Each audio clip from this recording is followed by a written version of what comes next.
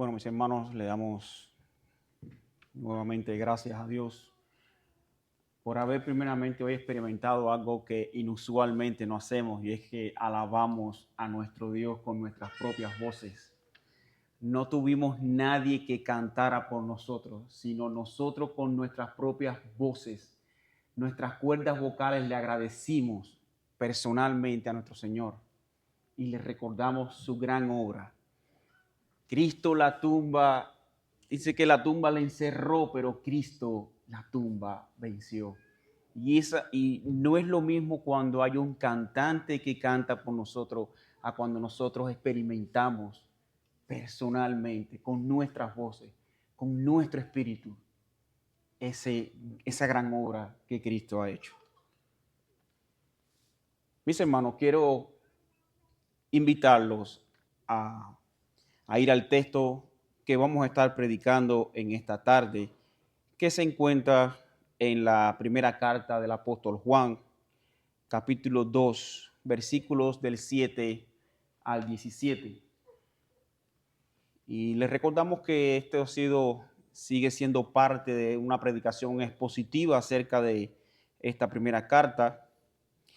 Y el título que estaremos viendo en esta tarde se llama El llamado a amar según el mandamiento antiguo y a no amar al mundo. Dice la palabra de Dios: hermanos, no os escribo mandamiento nuevo, sino que el mandamiento antiguo que habéis tenido desde el principio. Este mandamiento antiguo es la palabra que habéis oído desde el principio. Sin embargo, os escribo un mandamiento nuevo, que es verdadero en él y en vosotros, porque las tinieblas van pasando y la luz verdadera ya alumbra.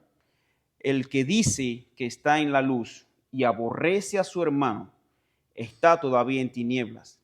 El que ama a su hermano permanece en la luz, y en él no hay tropiezo, porque el que aborrece a su hermano está en tinieblas y anda en tinieblas y no sabe a dónde va, porque las tinieblas le han cegado los ojos. Os escribo a vosotros, hijitos, porque vuestros pecados han sido perdonados por su nombre.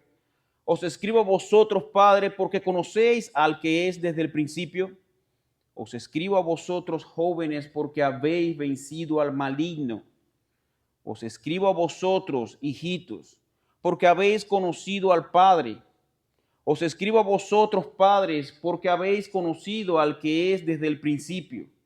Os escribo a vosotros, jóvenes, porque sois fuertes y la palabra de Dios permanece en vosotros y habéis vencido al maligno.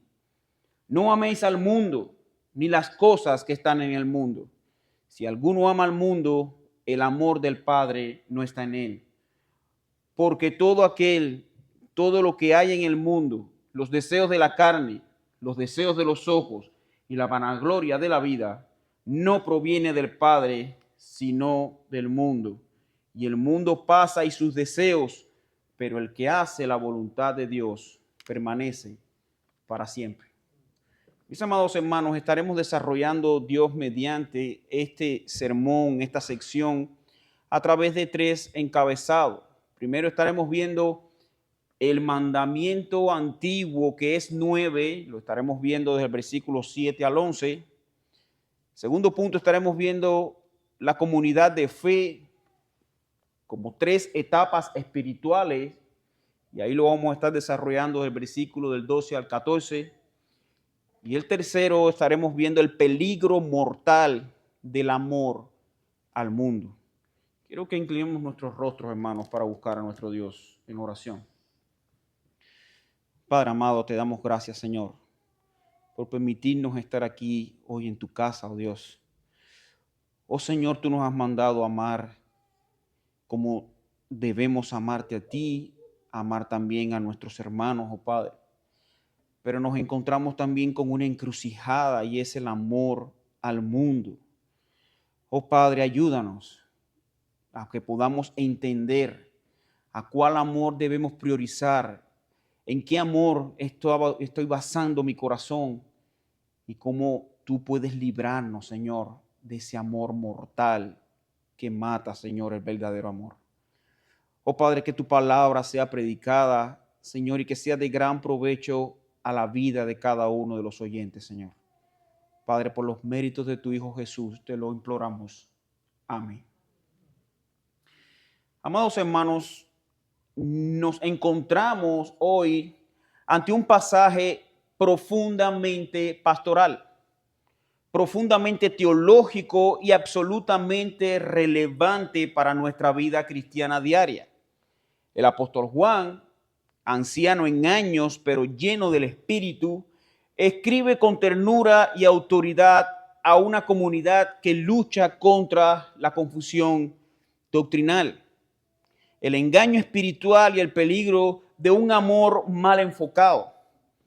Y en 1 de Juan, capítulo 2, versículos del 7 al 17, el apóstol presenta dos grandes temas: el mandamiento del amor y el peligro de amar al mundo. Vivimos en una era, mis hermanos, en que las muchas voces llaman nuestra atención. Se nos bombardea constantemente con una visión del amor distorsionada por el sentimentalismo y una visión del mundo embellecida por promesas vacías.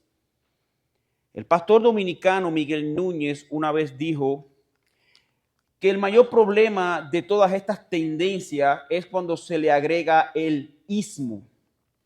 Y yo no estoy en contra de lo moderno, dijo el pastor. Lo moderno es bueno cuando se usa sanamente en la parte del desarrollo humano y la inventiva que Dios ha puesto en nosotros como imagen de Él. Sin embargo, el modernismo atenta fuertemente contra lo tradicional y hasta contra lo moral por tratar de imponer una tendencia que violenta todas las esferas, tanto éticas, con el único fin de promover un estilo de vida que se aleje más de todo lo que se parezca a Dios.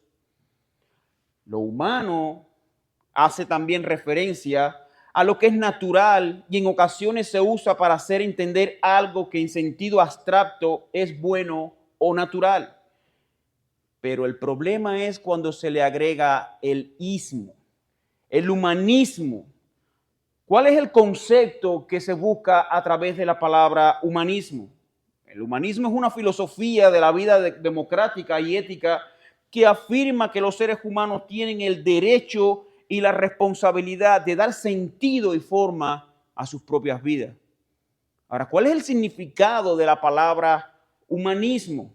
Bueno, según el diccionario Merriam-Webster, el humanismo es una doctrina, actitud o forma de vida centrada en los intereses o valores humanos, especialmente una filosofía que generalmente rechaza el sobrenaturalismo y enfatiza la dignidad y el valor del individuo. Y mucho más, enfatiza su capacidad de autorrealización a través de la razón. Hermano, y estas palabras suenan muy bonitas. Y podemos preguntarnos tú y yo, bueno, ¿y dónde está el engaño? ¿Dónde está lo malo? Lo malo es que en la fórmula humanista quita a Dios por completo de la ecuación. Todo está basado en tus logros personales, todo está basado en lo que tú puedes, en el yo sí, en mi autopercepción, quitando totalmente al único creador que ha hecho posible que tú y yo logremos las cosas. Por eso las Escrituras nos llaman a discernir, a caminar en la luz y a permanecer en la verdad. Hoy a través de este texto seremos desafiados a examinar nuestros afectos, a evaluar nuestras prioridades y a anclar nuestra fidelidad en el amor eterno de Dios revelado en Cristo. Y por eso estaremos viendo dentro del primer punto que se titula el mandamiento antiguo que es nuevo. Vamos a ver primeramente el carácter del mandamiento. Dice el apóstol Juan, hermanos, no os escribo un mandamiento nuevo, sino el mandamiento antiguo que habéis tenido desde el principio. Se lo encontramos en el versículo 7.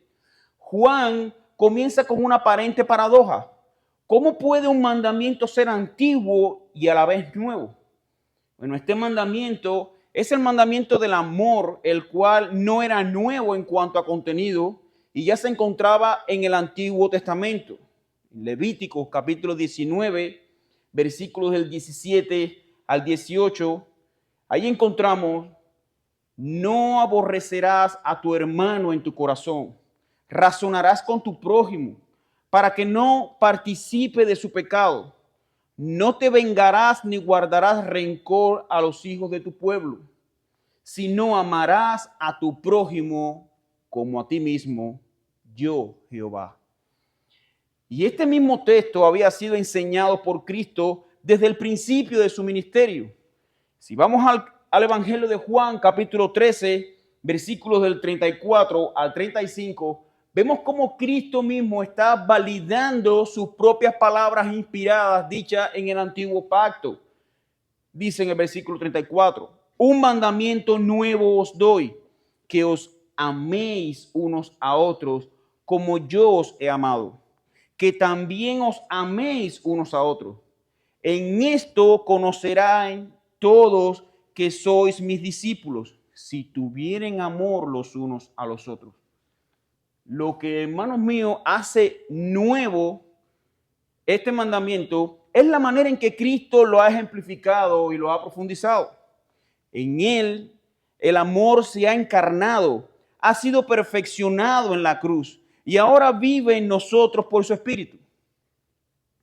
Es nuevo en calidad, en intensidad, en motivación y en alcance.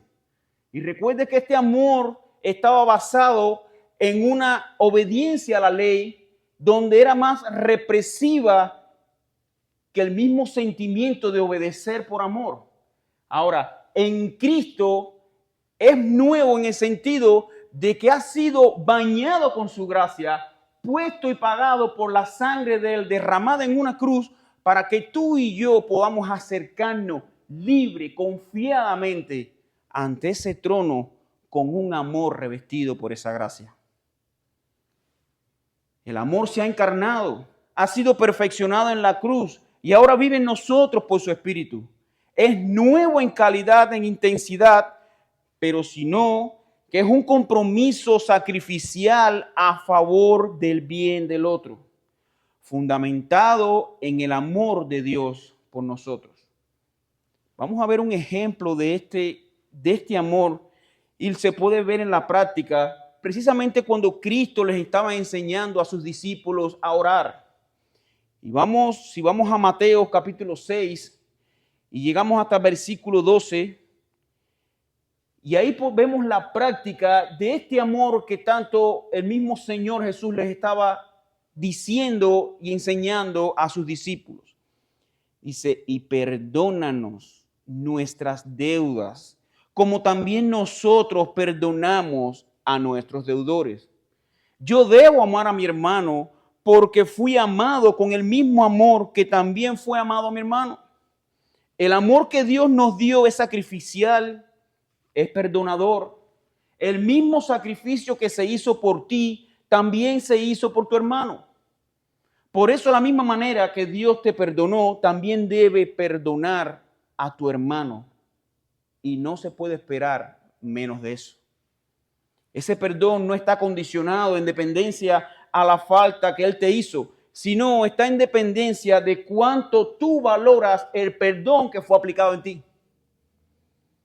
Quiero que noten algo en los versículos anteriores a este pasaje de Juan capítulo 13, versículos del 31 al 32, al 33, mejor dicho. Dice, entonces, cuando hubo salido, dijo Jesús, ahora es glorificado el Hijo del Hombre, y Dios es glorificado en él. Si Dios es glorificado en él, Dios también le glorificará en sí mismo, y enseguida le glorificará. Hijitos, aún estaré con vosotros un poco, me buscaréis, pero como dije a los judíos, así os digo ahora a vosotros, a donde yo voy, vosotros no podéis ir. Y hermano, le cito este texto porque vemos cómo podemos ver la cercanía que tenía Juan al Señor Jesús, que hasta se le puede notar en el mismo estilo de predicación. Ese andar con Jesús, es por eso que él usa mucho también la frase hijitos. Y aquí, hermano, el andar con las personas correctas te llevará a adquirir hábitos correctos. Por eso el refrán contemporáneo convertido en eslogan, dime con quién andas y te diré quién eres. Bueno, también el apóstol Juan tenía un eslogan en sus tiempos. Y este lo podemos encontrar en su carta cuando dice, el que dice que permanece en él, debe andar como él anduvo. Segundo punto que podemos estar viendo, segunda característica de este amor a este mandamiento antiguo, es la evidencia de vivir en la luz. Versículos del 9 al 10. Juan pone en contraste dos tipos de personas, las que dice que está en la luz, pero odia a su hermano, y las que aman a su hermano y verdaderamente están en la luz. Esta distinción, hermanos míos, es crítica. El amor al hermano no es un añadido opcional al cristianismo. El amor a tu hermano no es algo que tú lo vas a practicar para que te dé un voto mayor delante de Dios. No, mi hermano. El amor a tu hermano o el amor a mi hermano es algo que recibí cuando yo logré ver con mis ojos mis pecados, gracias a que Dios me reveló la condición pecaminosa.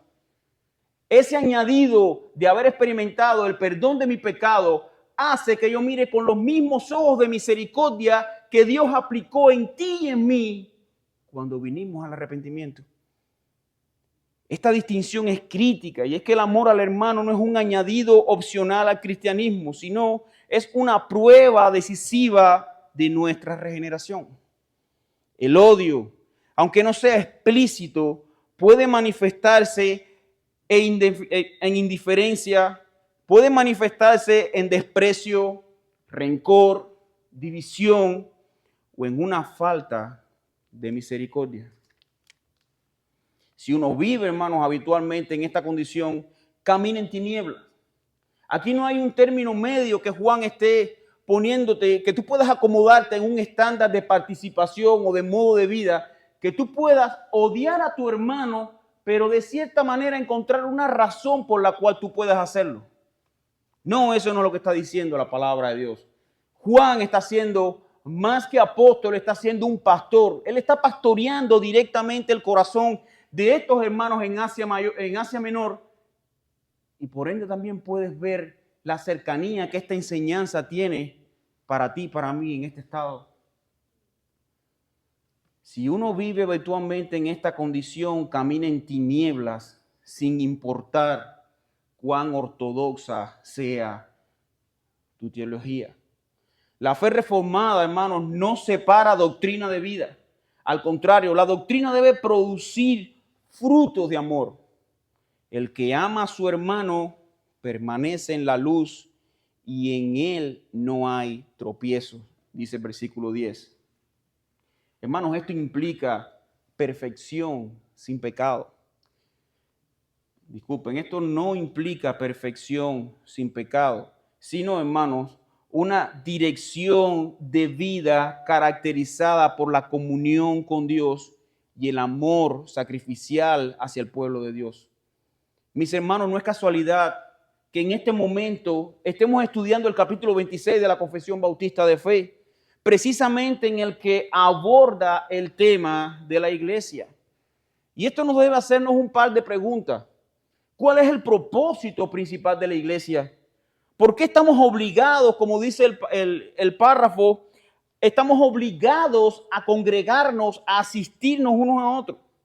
Precisamente para fomentar ese amor los unos por los otros, para animarnos si estamos decaídos, para alentarnos si estamos desalentados, para traernos si estamos alejándonos, para soportarnos si estamos desvariando. Mis hermanos, nosotros no somos un club social. Nosotros somos pecadores rescatados por la gracia de Dios con la misma necesidad de un mismo Salvador que perdone nuestros pecados. Y una vez que estamos aquí adentro, salvados por esa sangre, no debemos vernos por encima del hombro. Somos todos rescatados por los mismos méritos de Cristo y con la misma condición que tenía tu hermano. Si tú ves a tu hermano como pecador, créeme que ese es el espejo de tu corazón. Tú eres el mismo pecador que tu hermano.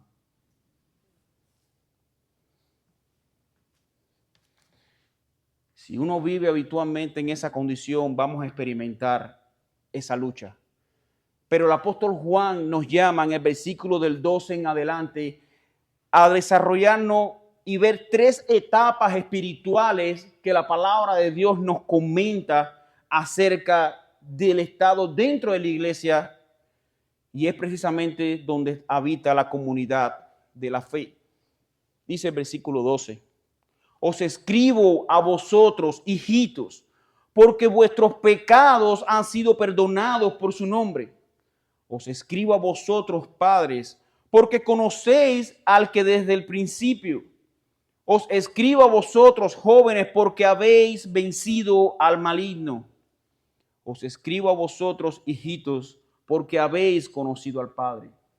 Os escribo a vosotros, padres, porque habéis conocido al que es desde el principio. Os escribo a vosotros, jóvenes, porque sois fuertes y la palabra de Dios permanece en vosotros y habéis vencido al maligno. Y aquí llama la atención cómo, hermanos, el apóstol Juan interrumpe momentáneamente la exhortación para afirmar la identidad espiritual de sus lectores. Él no se dirige con estos términos para la iglesia que estaba compuesta solamente de hijos, padres y jóvenes. No era el propósito del apóstol Juan, sino más bien que el apóstol está ejemplificando 3 etapas de madurez en la fe. Hijitos, se refiere en este pasaje a todos los creyentes que han sido perdonados por amor del nombre de Cristo. Y dice su palabra nuevamente: os escribo a vosotros, hijitos, porque vuestros pecados han sido perdonados por su muerte. Aquí Juan nos recuerda la terminología que usó Cristo con los apóstoles y judíos, que también usa para referirse a cada creyente sin importar la edad, nacionalidad o su nivel intelectual.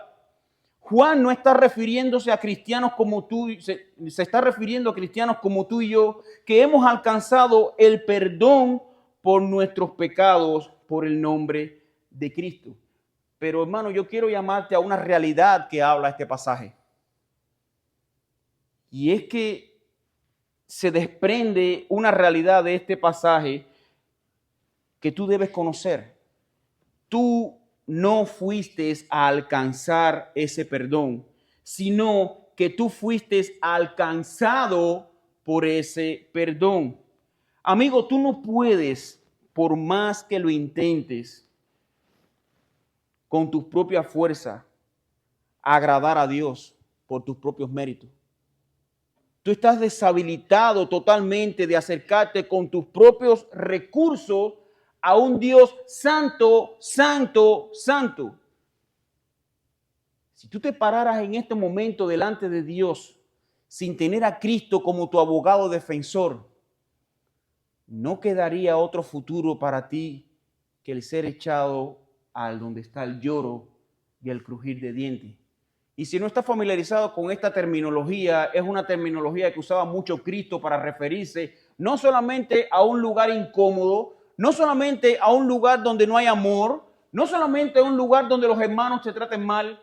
No, Cristo se está refiriendo a un lugar donde está el infierno. Ahí estará el lloro y el crujir de dientes.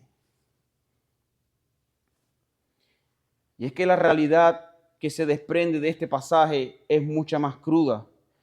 Amigo, no hay manera que nuestra buena conducta supere la expectativa de un Dios que es luz y que no hay tinieblas en él.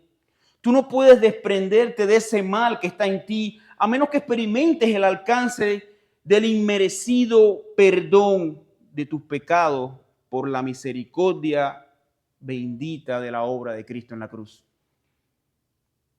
En segundo lugar, aquí el apóstol Juan nos trae otra segunda etapa de madurez en la fe usando el término de padre.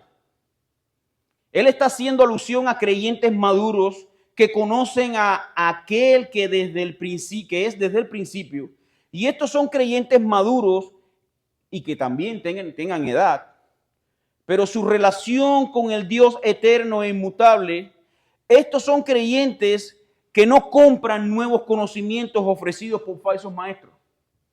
Ellos saben distinguir lo que es bíblico y lo que no lo es por una profunda relación y devoción con Dios. Y aquí se sobreentiende que no estamos hablando ni de nuevos en la fe, ni mucho menos de inconversos. Aquí estamos hablando de hombres y mujeres que se esfuerzan por desarrollar, por cultivar una relación personal con Dios. El Señor Jesús en el Evangelio de Juan, capítulo 5, versículo 39, aquí podemos ver de dónde viene esta madurez espiritual de estos llamados padres. Y dice el capítulo 5, versículo 39, escudriñad las escrituras, porque a vosotros os parece que en ellas tenéis la vida eterna, y ellas son las que dan testimonio de mí. Hermanos, solo a través de una vida de escudriño de la palabra, de meditar en la Biblia, es la única manera que podemos entender el verdadero sentido y propósito de esta vida. Porque a vosotros les parece que tenéis la vida eterna. Nos parece que en la palabra de Dios nuestra vida cobra sentido al experimentar esta esperanza y este renuevo cuando entendemos la verdad del Evangelio. En segundo lugar, solo podemos conocer la vida eterna cuando conocemos más a nuestro Señor y Salvador. Dice el texto final, y ellas son las que dan testimonio de mí. Hermano, no hay otro libro. No hay otra manera que nosotros podamos conocer a Cristo. No hay otro lugar donde nosotros podamos averiguar personalmente la obra de Cristo, el plan redentor que trazaron el Padre, el Hijo y el Espíritu Santo desde antes de la fundación del mundo para que tú y yo estemos siendo alcanzados por esa misericordia. Eso solamente aparece en las Escrituras. No hay otro libro ni lugar que puedas vivir esta experiencia. Solo a través de la locura del Evangelio es que encuentras paz y sentido real a tu vida. Y solo en la comunión de los santos es que vives el preámbulo de lo que haremos en el cielo. Mis hermanos, ¿tú sabías que el estar sentado aquí no solamente es para ocupar una sección de tiempo del domingo? Nosotros estamos aquí celebrando, disfrutando lo que vamos a hacer por los siglos de los siglos, sin pecado, sin atadura, alabando a nuestro Dios, recordándole, gritándole, exaltándole por la gran obra que hizo en la cruz en obediencia al Padre, donde sin merecerlo tú y yo estamos siendo partícipes de esa gran gloria. Si Dios no decide hacer más nada en el resto de su vida para nosotros, con esto sería suficiente para darle gloria, honra, alabanza y loor al Rey de Reyes y Señor de Señores, no solo desde ahora, sino hasta dónde, para siempre. Pero eso se manifiesta en una iglesia donde yo entiendo que con ese amor que fui alcanzado, también fue alcanzado el que está codo a codo cantando junto conmigo. Mi hermano, tu hermano no es tu enemigo. Tu hermano es un ser caído, con pecados luchando, al igual que tú. Por eso ese es el mandamiento que hace que nosotros nos conozcamos como elegidos de Dios. si nos amamos unos a los otros. Dice el mismo Señor Jesús, y en esto conocerán que el amor del verdadero está en ustedes. No cuando tengamos un cuerpo pastoral 5 estrellas, no cuando tengamos una membresía de más de 500 miembros. No, cuando nosotros decidamos dejar de vivir nosotros por amar a nuestro hermano. Pero eso no es un acto voluntario, eso no es una obra de derogación, no es algo que Dios está esperando más de nosotros. Simplemente es lo que está en nuestro corazón cuando Dios decide perdonar nuestros pecados. Amarnos menos nosotros para amar a nuestro hermano. Pero sin embargo, el texto lo que dice es que así mismo, como tú te amas, debes amar a tu prójimo.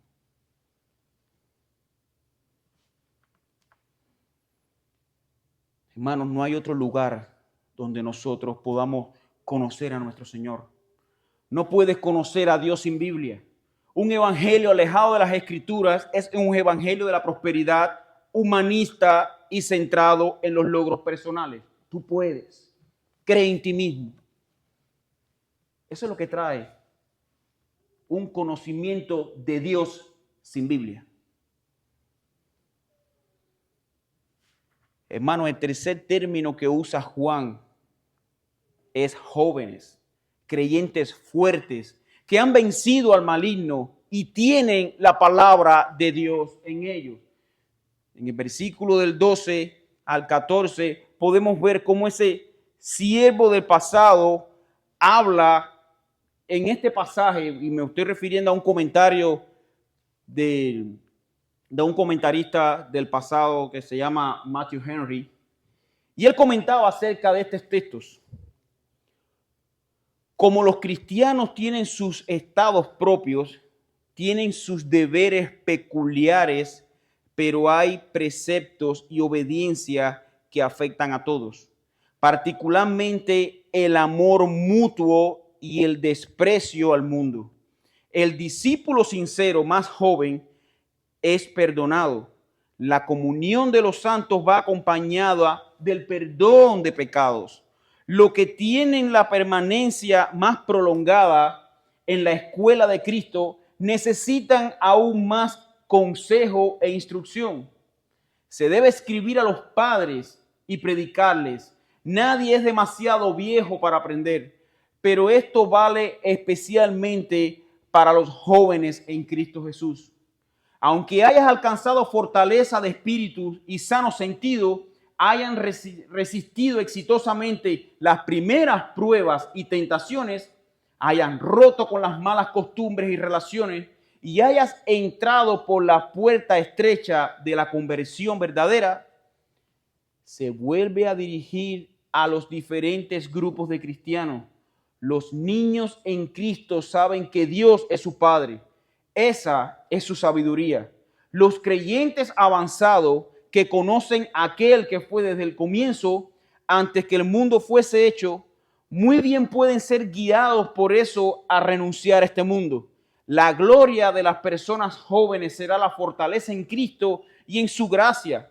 Ellos vencen al maligno por la palabra de Dios. Mis hermanos, existe otro fundamento y es el fundamento de este amor que estamos viendo. Y en el versículo 12 dice, os escribo a vosotros, hijitos, porque vuestros pecados os han sido perdonados por su nombre. Toda vida cristiana comienza aquí. El perdón no es el resultado de nuestros méritos, sino la gracia inmerecida obtenida por Cristo en la cruz. La frase por su nombre recalca que en virtud de la obra y el carácter de Cristo es que somos nosotros justificados. Y es que aquí nos podemos ver también que el conocimiento de Dios debe ser nuestra meta. Los padres representan la madurez espiritual, que han conocido profundamente al Dios eterno. Este conocimiento no es meramente intelectual, sino una comunión interna e íntima con el Dios Trino, nutrida por años de caminar con Él en fidelidad, sufrimiento, oración y también obediencia. Hermanos, los jóvenes también son fuertes porque la palabra de Dios permanece en ellos. Y como tercer punto, como tercer acápite de este punto que estamos viendo, y es precisamente de esas facetas del amor, de esas facetas de escalas espirituales dentro de la iglesia, vemos que la victoria espiritual es una evidencia de un crecimiento espiritual. Y es que en estos los jóvenes que son representados como los fuertes en este texto, vemos cómo la victoria sobre el maligno no es por fuerza humana, sino por la verdad habitando en el corazón. Esta es una advertencia implícita. Fuera de la palabra, el cristianismo, hermanos míos, no puede resistir el mundo ni al enemigo. Por eso, hermanos, es tan importante, primeramente, ver que mi hermano no es mi enemigo. Mi hermano es mi compañero de milicia y batalla. No lo veamos como nuestro enemigo. No somos perfectos. Mis hermanos, lo que tú puedas tener con tu hermano, refléjalo en ti, porque tú no eres mejor que tu hermano. Y si aún queda algún resentimiento, ciérralo en la justicia, en el círculo de la justicia de Cristo, porque la sangre que perdonó los pecados de tu hermano también perdonó los tuyos. Por eso ese balance que encontramos en las Escrituras, en Mateo. Perdónanos así como nosotros perdonamos a quien nos ofenden. El perdón es una práctica que equilibra. ¿Tú quieres ver cuánto trabaja el amor en ti? ¿Tú quieres ver cuán cerca tú estás de Cristo?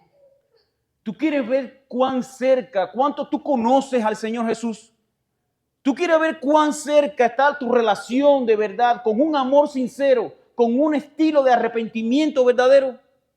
Pues haz esas obras de arrepentimiento practicando el perdón con tu hermano.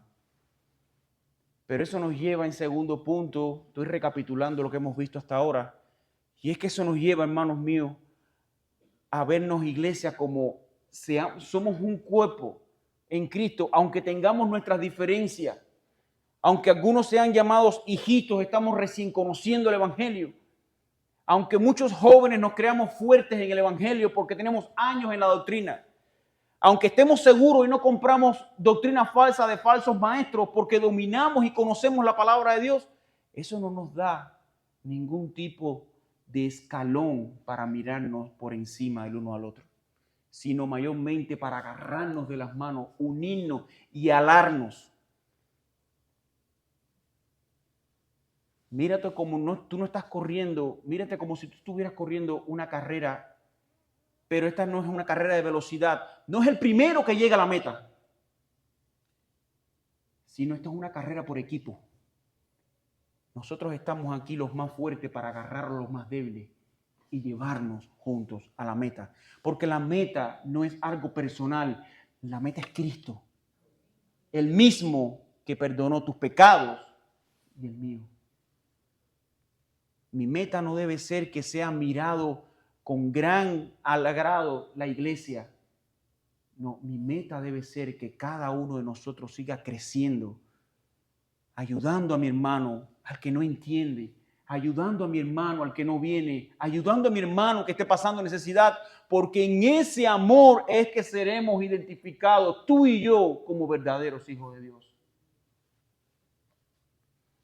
Pero hay un amor que atenta grandemente contra ese amor que se nos pide, que nos pide el Señor Jesús que seamos reconocidos, que nos dice Juan que debe verse en nosotros, que dice que con ese amor debemos ser identificados tú y yo delante del Padre.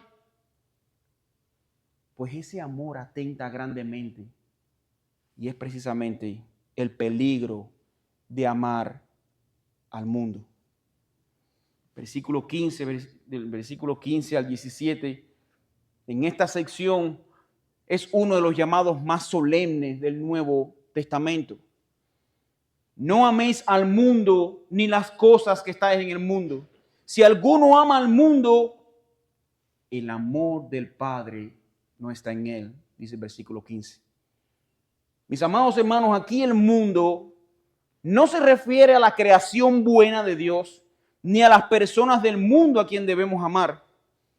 Se refiere a un sistema caído, rebelde, dirigido por Satanás, que busca vivir sin Dios y en oposición a su voluntad.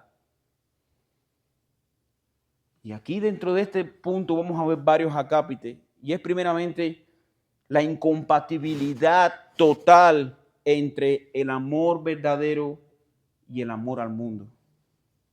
Amar al mundo y amar al Padre son mutuamente excluyentes. Son dos polos opuestos. El cristiano no puede tener un corazón dividido. Como Jesús dijo, nadie puede servir a dos señores, en Mateo 6:24. El amor al mundo es una traición espiritual, es adulterio contra el Dios celoso que nos compró con la sangre de su Hijo.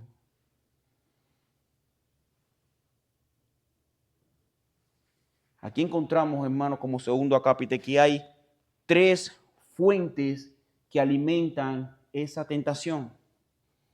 Porque todo lo que hay en el mundo, versículo 16, los deseos de la carne, los deseos de los ojos y la vanagloria de la vida no provienen del Padre, sino del mundo. Mis hermanos, y quiero traerle a consideración dos ejemplos que usaron, que fueron sometidos a estas mismas tres tentaciones. El primero es Adán y el segundo es Cristo. Dos personas perfectas.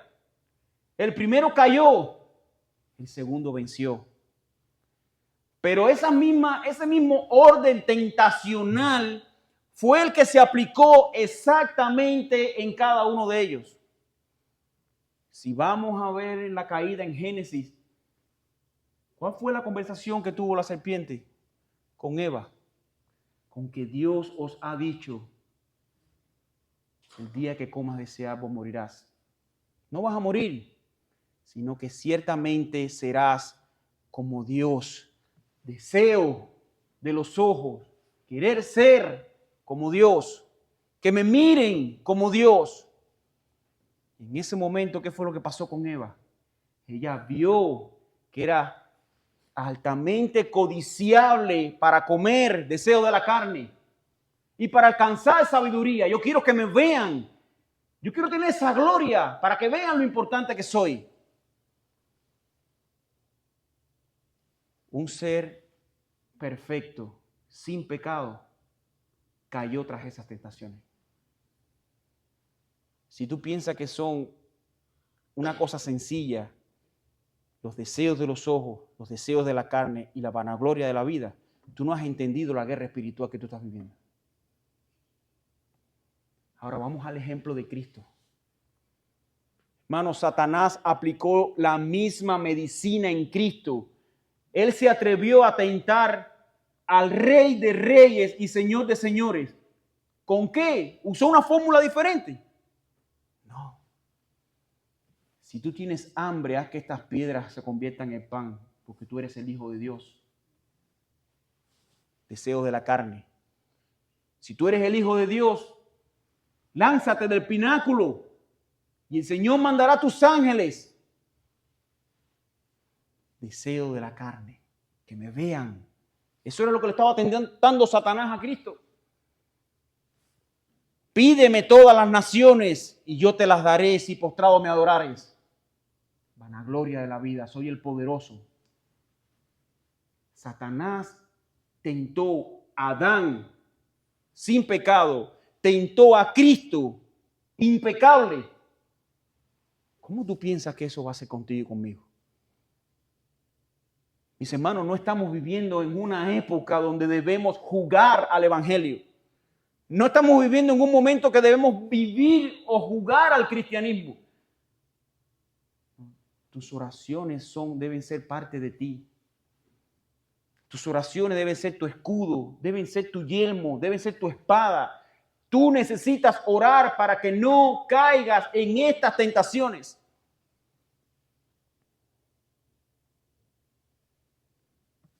En estas tres expresiones resumen todas las tentaciones que enfrentamos. Los deseos de la carne son esos apetitos pecaminosos del cuerpo, como la inmoralidad, la glotonería, la pereza. Los deseos de los ojos ilustran la codicia, la lujuria, el materialismo visual. Lo que vemos alimenta lo que deseamos. La vanagloria de la vida es el orgullo de los logros, la autosuficiencia, la ostentación. Hermano, estas cosas no son neutrales, son hostiles al reino de Dios. No provienen del Padre, nos hacen olvidar la cruz, trivializar el pecado y apagar nuestra hambre de santidad.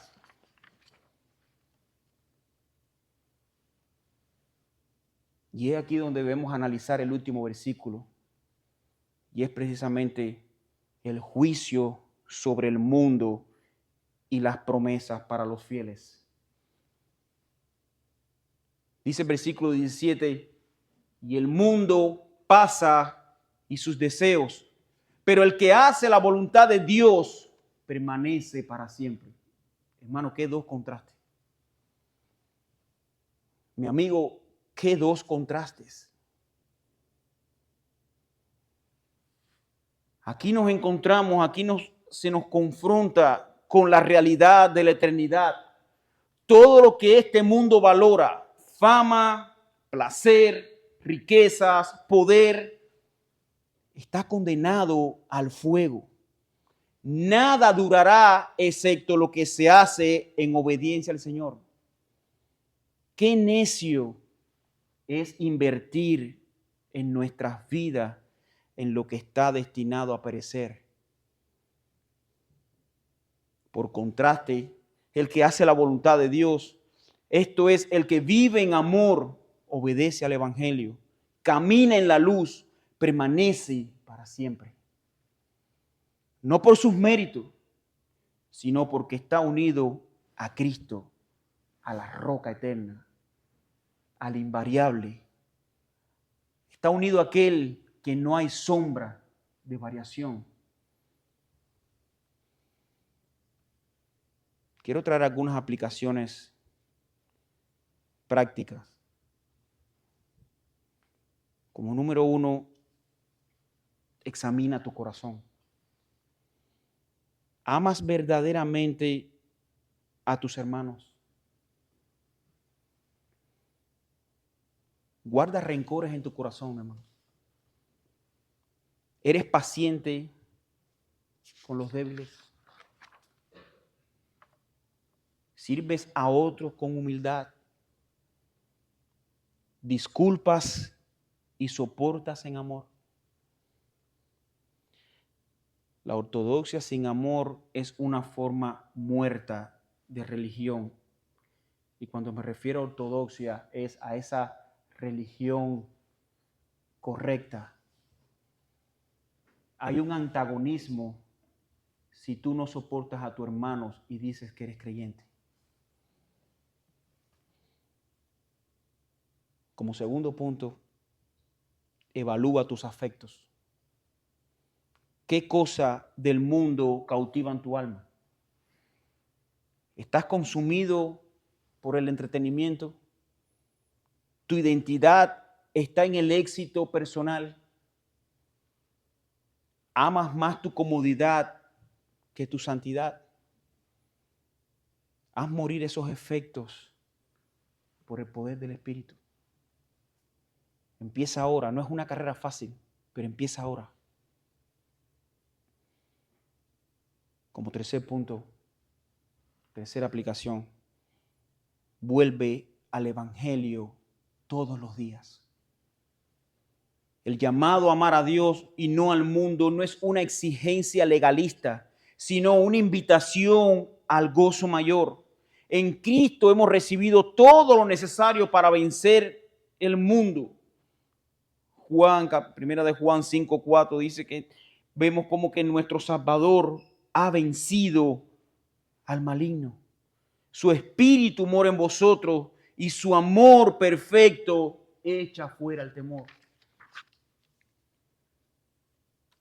Como conclusiones, amados, quiero hacerle esta exhortación. El pasaje de hoy nos llama a vivir como verdaderos hijos de Dios, amando a nuestro hermano con el amor de Cristo, fortalecidos en la palabra y separados del mundo que perece. No podemos jugar con el pecado. Hermano, no podemos amar a Dios con medio corazón. No podemos vivir como si esta vida fuera todo lo que hay. El mundo pasa, pero el que hace la voluntad de Dios permanece para siempre. Que esa sea nuestra esperanza, que esa sea nuestra visión, que esa sea nuestro gozo. Vamos a orar, hermano.